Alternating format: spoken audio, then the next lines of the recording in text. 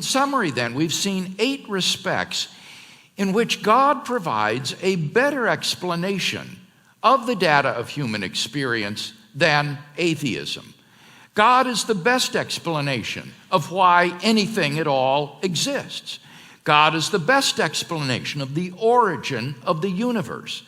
God is the best explanation of the applicability of mathematics to the physical world.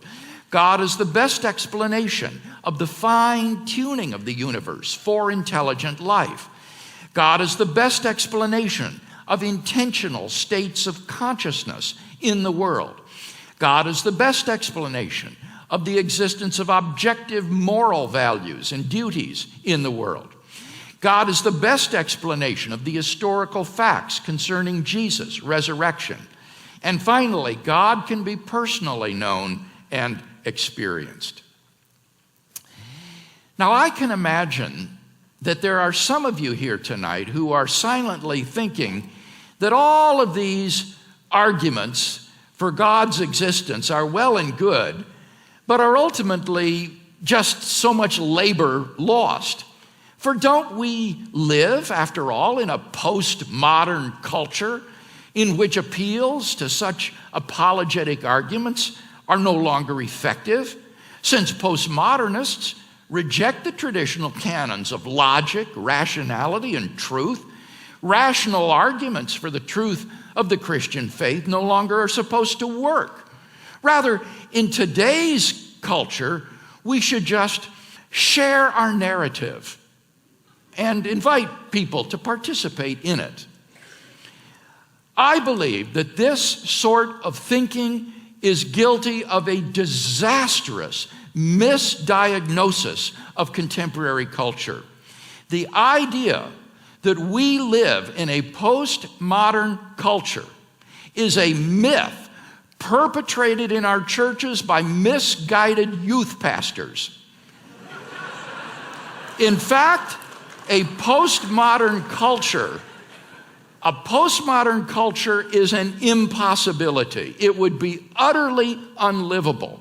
Nobody is a postmodernist when it comes to reading the labels on a bottle of aspirin and a box of rat poison. If you got a headache, you better believe that texts have objective meaning. People are not relativistic when it comes to matters of science, technology, and engineering. Rather, they are relativistic and pluralistic when it comes to religion and ethics. But of course, that's not postmodernism. That's modernism. That's just old line verificationism, which says that if you can't verify it by your 5 senses, then it's just a matter of personal taste and emotive expression. Our culture remains deeply modernist at heart. Otherwise, how do you make sense out of the popularity of the new atheism? Dawkins and his ilk are indelibly modernist and even scientistic in their approach. On the postmodernist reading of contemporary culture, their books should have fallen like water on a stone. Instead, they have been lapped up eagerly by people who are convinced that religious belief is folly and has nothing going for it intellectually.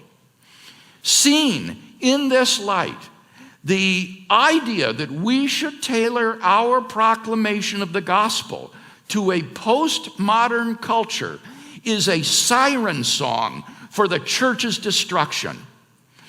Your old arguments are no longer effective, we're told. Lay them aside. They're of no use. Just share your narrative.